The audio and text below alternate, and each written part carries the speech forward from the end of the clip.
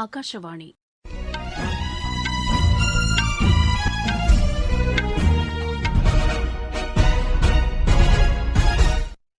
செய்திகள் வாசிப்பவர் வடிவழகி கபிலன். தலைப்புச் செய்திகள். பிரான்ஸ் உடனான நல்லுறவு தொடர்ந்து வலுவடைந்து வருவதாக குடியரசுத் தலைவர் திருமதி திரௌபதி முர்மு கூறியுள்ளார். உயர்கல்வி பயில்வோரின் எண்ணிக்கை அதிகரித்துள்ளதாக மத்திய அரசு கூறியுள்ளது. புத்தொழில் துறையில் இந்தியா முன்னணியில் உள்ளதாக மத்திய அமைச்சர் திரு பியூஷ் கோயல் தெரிவித்துள்ளார். தமிழகத்தின் நீலகிரி மாவட்டத்தில் நிலவும் உறைபனி காரணமாக மக்களின் இயல்பு வாழ்க்கை பாதிக்கப்பட்டுள்ளது. உலகக்கோப்பை துப்பாக்கிச் சுடும் போட்டியில் இந்தியாவின் அனுராதா தேவி வெள்ளிப் பதக்கம் வென்றார். இனி விரிவான செய்திகள். இந்தியா பிரான்ஸ் இடையேயான நல்லுறவு தொடர்ந்து வலுவடைந்து வருவதாக குடியரசுத் தலைவர் திருமதி திரௌபதி முர்மு கூறியுள்ளார். நேற்று புதுதில்லியில் பிரான்ஸ் அதிபர் திரு இமானுவேல் மேக்ரோனுக்கு அளித்த விருந்து நிகழ்ச்சியில் வரவேற்புரை ஆற்றுகையில் அவர் இவ்வாறு தெரிவித்தார். நாட்டின் குடியரசு தின அணிவகுப்பில் பிரான்ஸ் அதிபர் பங்கேற்றதும், பிரான்சின் சுதந்திர பேரணியில் சிறப்பு விருந்தினராக இந்தியா பங்கேற்றதும் வரலாற்று சிறப்புமிக்கது என்று அவர் கூறினார். நாட்டின் விடுதலை பெருவிழா கொண்டாடப்பட்டு வரும் இவ்வேளையில் இரு நாடுகளும் பரஸ்பரம் இலக்கை நிர்ணயித்து பல்வேறு துறைகளில் ஒத்துழைப்புடன் செயலாற்றி வருவதாகவும் திருமதி திரௌபதி முர்மு தெரிவித்தார். பிரதமர் திரு நரேந்திர மோடி மக்களிடையே மனம் திறந்து பேசும் மன் கி பாத் நிகழ்ச்சி அகில இந்திய வானொலியில் நாளை காலை 11 மணிக்கு ஒலிபரப்பாகிறது. நாட்டில் உள்ள அனைத்து வானொலி நிலையங்களும் இதனை அஞ்சல் செய்யும். பிரதமர் உரை முடிந்தவுடன் அதன் தமிழாக்கத்தை சென்னை அகில இந்திய வானொலி ஒலிபரப்பு செய்கிறது.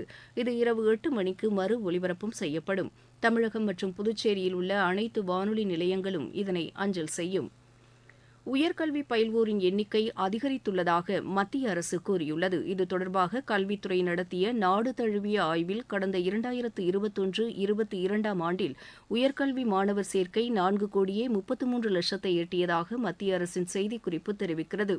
இது 2014 ஆண்டை விட 26.5% அதிகமாகும் என்றும் அதில் குறிப்பிடப்பட்டுள்ளது.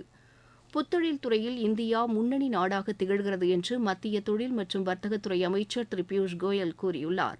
புதுதில்லியில் நிகழ்ச்சி ஒன்றில் பேசிய அவர், புத்தொழில் நிறுவனங்களை தொடங்குவதில் மகளிர் முக்கிய பங்கு வகிப்பதாக தெரிவித்தார். தொழில் புரிவதற்கு உகந்த சூழ்நிலையை மத்திய அரசு உருவாக்கியுள்ளதாகவும் அவர் கூறினார். இதன் காரணமாக முதலீட்டுக்கு உகந்த நாடாக இந்தியா திகழ்கிறது என்றும் திரு பியூஷ் கோயல் தெரிவித்தார். விவசாயிகள் நலனுக்கு மத்திய அரசு உயர் முன்னுரிமை அளித்துள்ளதாக மத்திய வேளாண் அமைச்சர் திரு அர்ஜுன் முண்டா கூறியுள்ளார். புதுதில்லியில் நிகழ்ச்சி ஒன்றில் பேசிய அவர், விவசாயிகள் நலனுக்காக மத்திய அரசு செயல்படுத்தி வரும் திட்டங்களை பட்டியலிட்டார். சர்வதேச அரங்கில் இந்தியா வலிமையான நாடாக உருவெடுத்துள்ளது என்று மத்திய அமைச்சர் திரு சர்பானந்த சோனோவால் கூறியுள்ளார். புதுதில்லியில் நிகழ்ச்சி ஒன்றில் பேசிய அவர், பிரதமர் திரு நரேந்திர மோடியின் தொலைநோக்கு பார்வையுடன் கூடிய அணுகுமுறைக்கு கிடைத்த வெற்றி இது என்று குறிப்பிட்டார். தமிழகத்தைச் சேர்ந்த திரைப்பட நடிகை வைஜெயந்தி மாலாவுக்கு பத்ம விபூஷன் விருது அறிவித்து கௌரவித்ததற்காக பிரதமர் திரு நரேந்திர மோடிக்கு நன்றி தெரிவித்துக் கொள்வதாக மத்திய இணை அமைச்சர் திரு எல் முருகன் கூறியுள்ளார். சென்னையில் வைஜெயந்தி மாலா பாலியை அவரது இல்லத்தில் சந்தித்து வாழ்த்து தெரிவித்த பின்னர் சமூக வலைதளத்தில் திரு எல் முருகன் இக்கருத்தை பதிவு செய்துள்ளார். கேரளாவில் குடியரசு தின கொண்டாட்டத்தின்போது பிரதமர் மற்றும் மத்திய அரசுக்கு எதிராக கருத்துக்களை தெரிவிக்கும் வகையில் கலை நிகழ்ச்சியை நடத்திய 2 ஊழியர்களை அம்மாநில உயர்நீதிமன்றம் இடைநீக்கம் செய்துள்ளது. தலைமை நீதிபதி திரு ஆஷிஷ் ஜிதேந்திரா தேசாய் இதற்கான உத்தரவினை பிறப்பித்தார். இதன்படி உதவி பதிவாளர் மற்றும் கோர்ட் கீப்பர் சஸ்பெண்ட் செய்யப்பட்டுள்ளனர். உயர்நீதிமன்ற அரங்கில் அவர்கள் இந்த கலை நிகழ்ச்சியை நடத்தியதாக எமது செய்தியாளர் தெரிவிக்கிறார். இது தொடர்பாக பதிவாளர் விரிவான விசாரணை நடத்தி அறிக்கை தாக்கல் செய்யுமாறும் தலைமை நீதிபதி அறிவுறுத்தியுள்ளார். தெலங்கானா அரசு 231 சிறை கைதிகளை முன்கூட்டியே விடுதலை செய்வதாக அறிவித்துள்ளது. நன்னடத்தை காரணமாக அவர்கள் விடுவிக்கப்படுவதாக அம்மாநில அரசின் செய்திக்குறிப்பு தெரிவிக்கிறது. குடியரசு தினத்தை முன்னிட்டு இந்த நடவடிக்கை மேற்கொள்ளப்பட்டுள்ளதாக அதில் குறிப்பிடப்பட்டுள்ளது. நீங்கள் கேட்டுக்கொண்டிருப்பது ஆகாஷவாணியின் செய்தி அறிக்கை.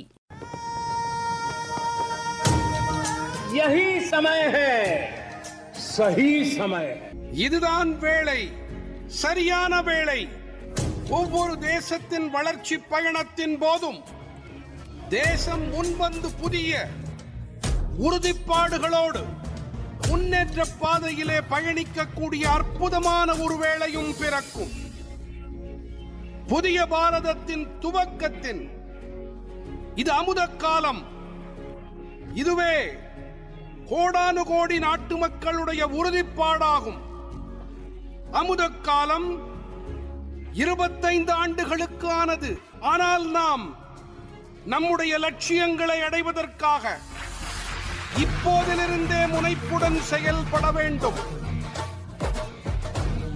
भारत को गढ़ने का यही समय है.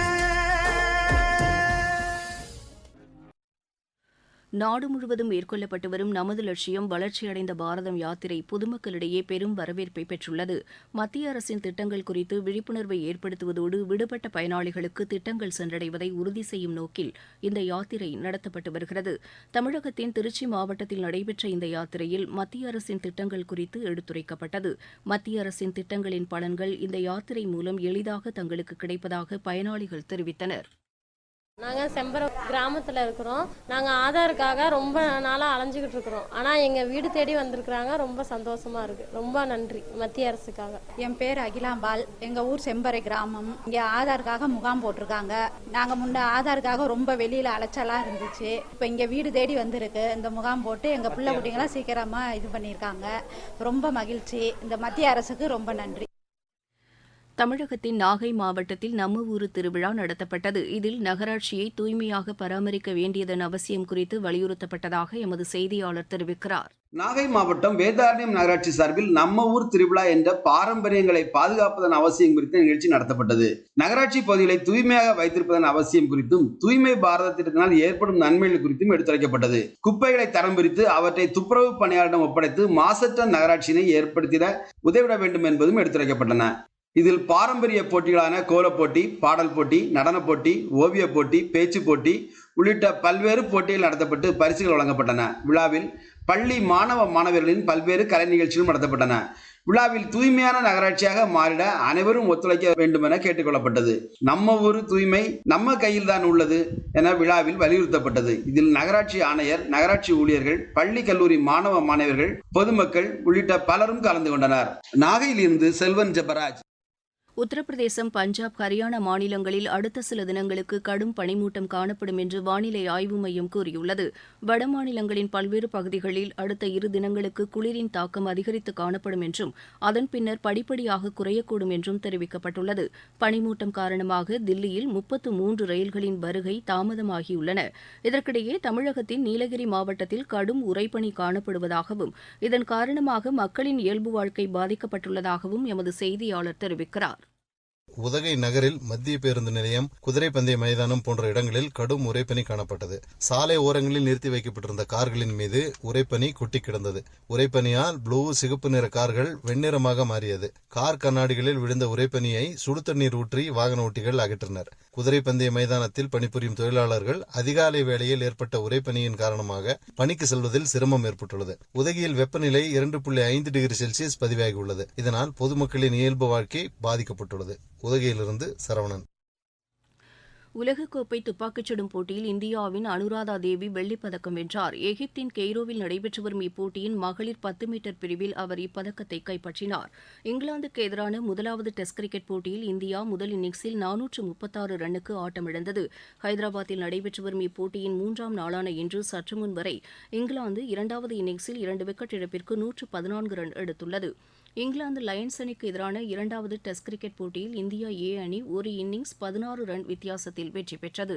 அகமதாபாத்தில் நடைபெற்ற இப்போட்டியின் கடைசி நாளான இன்று 8 விக்கெட் இழப்புக்கு 304 ரன் என்ற நேற்றைய ஸ்கோருடன் 2வது இன்னிங்ஸை தொடர்ந்து ஆடிய இங்கிலாந்து லயன்ஸ் அணி 321 ரன்னுக்கு ஆட்டமிழந்தது.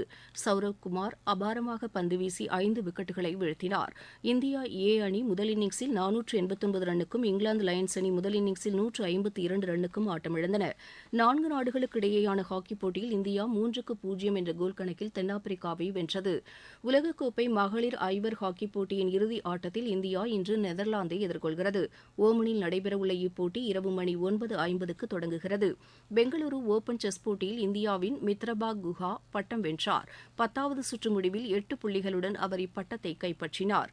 கோவாவில் நடைபெற்று வரும் சர்வதேச டேபிள் டென்னிஸ் போட்டியில் இந்தியாவின் மணிகா பத்ரா மற்றும் ஸ்ரீஜா அகுலா காலிறுதிக்கு முந்தைய சுற்றுக்கு முன்னேறியுள்ளனர். தமிழகத்தில் நடைபெற்று வரும் கேலோ இந்தியா இளையோர் விளையாட்டுப் போட்டியில் தமிழகம் 26 தங்கம், 13 வெள்ளி, 24 வெண்கலப் பதக்கங்களுடன் பதக்கப்பட்டியலில் தொடர்ந்து இரண்டாவது இடத்தில் நீடிக்கிறது. மீண்டும் தலைப்புச் செய்திகள். பிரான்ஸ் உடனான நல்லுறவு தொடர்ந்து வலுவடைந்து வருவதாக குடியரசுத் தலைவர் திருமதி திரௌபதி முர்மு கூறியுள்ளார். உயர்கல்வி பயில்வோரின் எண்ணிக்கை அதிகரித்துள்ளதாக மத்திய அரசு கூறியுள்ளது. புத்தொழில் துறையில் இந்தியா முன்னணியில் உள்ளதாக மத்திய அமைச்சர் திரு பியூஷ் கோயல் தெரிவித்துள்ளார். தமிழகத்தின் நீலகிரி மாவட்டத்தில் நிலவும் உறைபனி காரணமாக மக்களின் இயல்பு வாழ்க்கை பாதிக்கப்பட்டுள்ளது. உலகக்கோப்பை துப்பாக்கிச் சுடும் போட்டியில் இந்தியாவின் அனுராதா தேவி வெள்ளிப்பதக்கம் வென்றார். இத்துடன் இந்த செய்தி அறிக்கை நிறைவு பெற்றது.